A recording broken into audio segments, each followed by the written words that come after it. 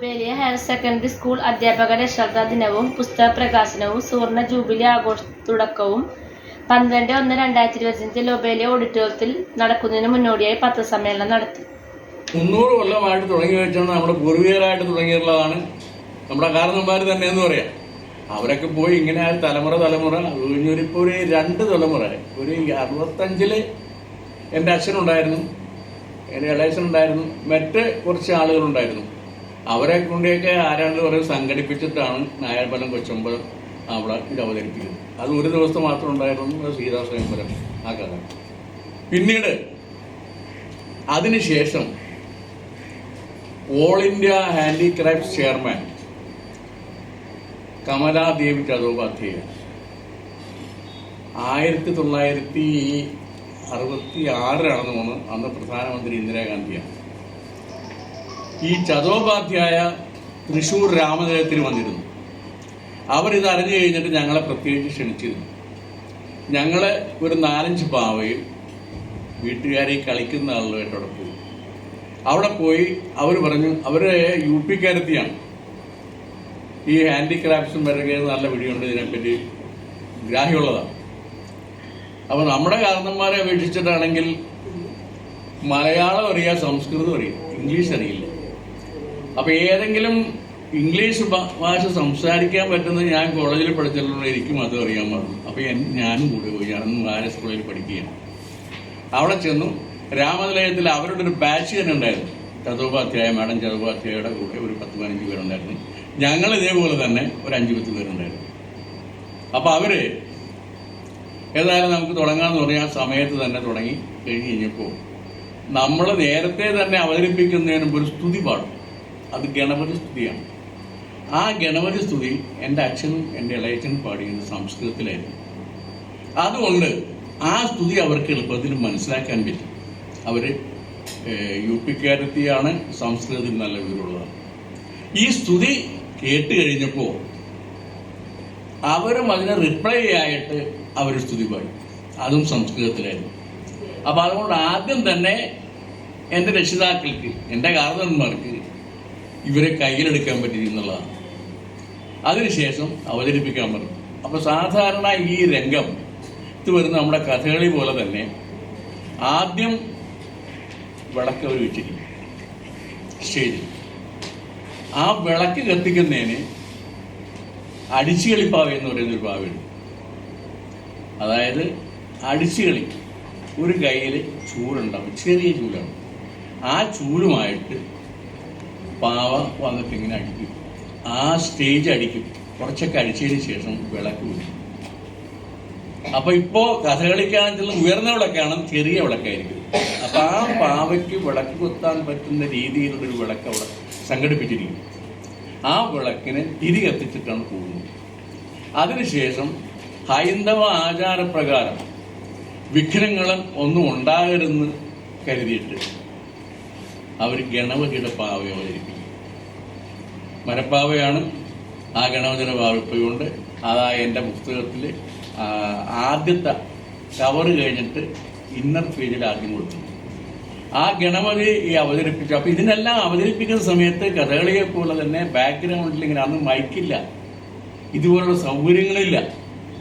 അതായത് പാവക്കിടാനായിട്ട് എൻ്റെ ഓർമ്മയിൽ കാരണം ഇതിന് വെള്ള പെയിന്റ് എന്ന് പറയുന്നത് കടലില് ഇന്ന് കക്ക ഇത്തല് വാരിയിട്ട് അത് പൊടിച്ചിട്ടാണ്, അതെന്തോ മണ്ണെണ്ണയിൽ അതിനെ കൂട്ടിയിട്ടാണ് ഈ പറഞ്ഞ പോലെ പാവക്കാരുള്ളത്. അപ്പൊ പെയിന്റ് ഇല്ലാന്ന്, പെയിന്റ് വന്നിട്ടില്ല എന്ന് പറയാൻ പറ്റും.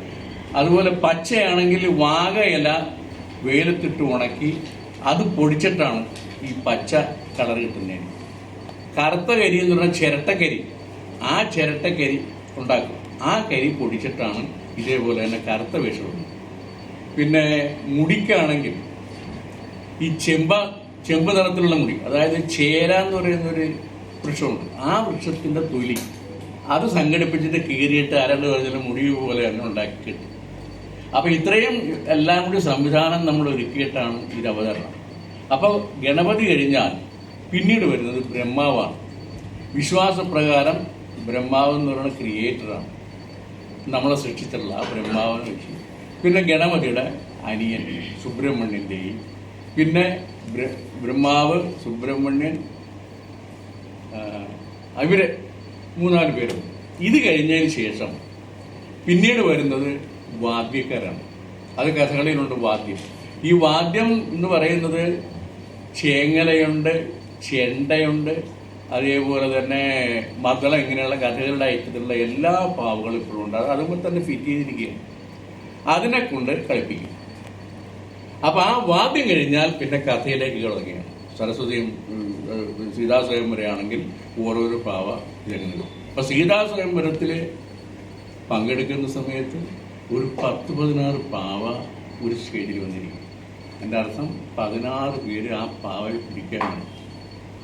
ഈ പാവയെ 16 പാവയും ആരാണ്ട് പറഞ്ഞ പോലെ തന്നെ പിടിച്ചിട്ട് വരുമ്പോൾ വലിയ സ്റ്റേജായിരിക്കും. ആ സ്റ്റേജിൽ ഇതെല്ലാം പിടിച്ച് അവതരിപ്പിച്ചെല്ലാം കഴിഞ്ഞിട്ട് ഈ സ്വയംവരം കഴിഞ്ഞിട്ട് തേരിൽ വിമാനം എന്നാണ് പറയുന്നത്, പുഷ്പവിമാനം.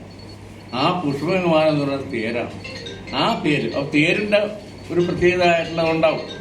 അതുപോലെ കുതിര ഇതിലൊക്കെ ഇതിൻ്റെ അകത്ത് കയറ്റിയിട്ട് അത് ആരാണ്ട് പറഞ്ഞാൽ കളിപ്പിച്ചിട്ടാണ് അത് പുറകോട്ട് വരുന്നത്. അപ്പോൾ അത് പിടിക്കാനായിട്ട് നല്ല ആരോഗ്യവും ശക്തിയുള്ള ഒരാളായിരിക്കും പിടിക്കുന്നത്. അത് പിടിച്ചുകൊണ്ട് കാര്യമൊന്നുമില്ല, അത് കളിക്കണം. അപ്പോൾ ഇത് ഒരു 2 മിനിറ്റ് 3 മിനിറ്റ് ഈ അവതരിപ്പിച്ച് കഴിഞ്ഞിട്ടുണ്ടെങ്കിൽ ഈ പാവയായിട്ട് വരുന്ന സമയത്ത് അയാൾ വീണിരിക്കുന്നു തന്നെ പറയാം, താങ്ങാൻ വേറെ ആളും. അപ്പം ഇങ്ങനെ കളിച്ച് അതുപോലെ തന്നെ അവസാനിപ്പിക്കുന്നതാണ് അതൊരു ഭാഗം, രാമായണത്തിൻ്റെ ഒരു ഭാഗം ഇതാണ്. അപ്പം ഇതിൽ ഞാൻ ഇത്രയും ഡീറ്റെയിൽ ആയിട്ടൊന്നും എനിക്ക് കഥ അതിലൊന്നും സൂചിപ്പിക്കാൻ പറ്റിയിട്ടില്ല. എന്നാലും ഇങ്ങനെ 300 കൊല്ലം പഴക്കമുള്ള ഒരു കല, അത് കാരണന്മാരായിട്ട് ക്ഷേത്രങ്ങൾ, പ്രത്യേകിച്ച് ദേവീ ക്ഷേത്രങ്ങളിൽ അവതരിപ്പിച്ചിരുന്നതാണ്. അത് നിന്നു പോകാതിരിക്കാൻ, അന്യം ആയിരിക്കാൻ അത് ഒരു തുടക്കം മാത്രമായിട്ട് അതിൽ കുടിച്ചിട്ടുണ്ട്. ഞാനത് തുറന്നു പറയുകയാണ്. ഇത് ഏതായാലും ഞങ്ങൾക്ക് അതിൽ ബുദ്ധിമുട്ടാണെന്ന് അവർക്കൊട്ട് ഇറക്കാനും പറ്റിയില്ല, അവരൊട്ട് കൊടുത്തുമില്ല. ആ കഥകളിയിലാണ് ചെന്ന് കഴിഞ്ഞാൽ അതേ ഓരോ പ്രിൻസിപ്പളും അതേപോലെ തന്നെ ലെക്ചർമാരെയൊക്കെ അവർ നിയമിക്കുമായിരുന്നു.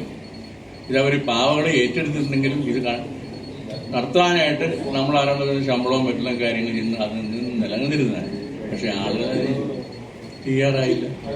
അവരെ കുറ്റം പറയല്ല, പൂർവികരുടെ ആ ബുദ്ധിമുട്ട്. ഈ കമലാദേവി ചത്തോപാധ്യായ ഇതെല്ലാം കഴിഞ്ഞ് അവതരണം കഴിഞ്ഞ് ഭംഗിയായെന്ന് പറഞ്ഞിട്ട് അതിൻ്റെതായിട്ടുള്ള അവർ ഞങ്ങൾക്ക് ദക്ഷിണയൊക്കെ തന്നു. All India handicraft puppet show രാജസ്ഥാനിൽ സംഘടിപ്പിച്ചു. 1 മാസം കഴിഞ്ഞു. ആ പപ്പറ്റ് ഷോയിൽ പങ്കെടുക്കാൻ ക്ഷണിച്ചിരുന്നു എല്ലാവരെയും. ഒരാൾ പോയി. 10-40-50 പേര് പോകണം. ഈ സാധനങ്ങൾ കൊണ്ടുപോകുന്നതല്ല നമുക്ക്, അവർക്ക് കാരണന്മാർക്ക് പുറത്തോട്ട് പോകാൻ ബുദ്ധിമുട്ട് തോന്നി, ഭക്ഷണം, താമസം എല്ലാം. അപ്പോൾ അതുകൊണ്ട് അതും അവർ പോയില്ല. 2025 ജനുവരി 12-ന് ഞങ്ങളുടെ 27th ആനുവൽ ഡേ ആണ്. അതിനോടൊപ്പം മാനേജർ ശ്രീ മാധവൻപിള്ള സാറിൻ്റെ ഓട്ടോബയോഗ്രഫി ആത്മകഥയും പാവകളിയും എന്നുള്ള ബുക്കിൻ്റെ പ്രകാശനമുണ്ട്. ചീഫ് ഗസ്റ്റായിട്ട് വരുന്നത് ശ്രീ PS ഗോപിനാഥനാണ്. ഹൈക്കോടതി ചീഫ് ജസ്റ്റിസ് ആയിരുന്നു അദ്ദേഹം. ഇപ്പോൾ Kerala state fisheries debt relief commission ചെയർമാനാണ്. അപ്പോൾ സാറ് പ്രകാശനം ചെയ്യും. ഫസ്റ്റ് കോപ്പി റിസീവ് ചെയ്യുന്നത് ശ്രീമതി പത്മിനി രാമഭദ്രനാണ്, സാറിൻ്റെ ബ്രദറിൻ്റെ വൈഫാണ്.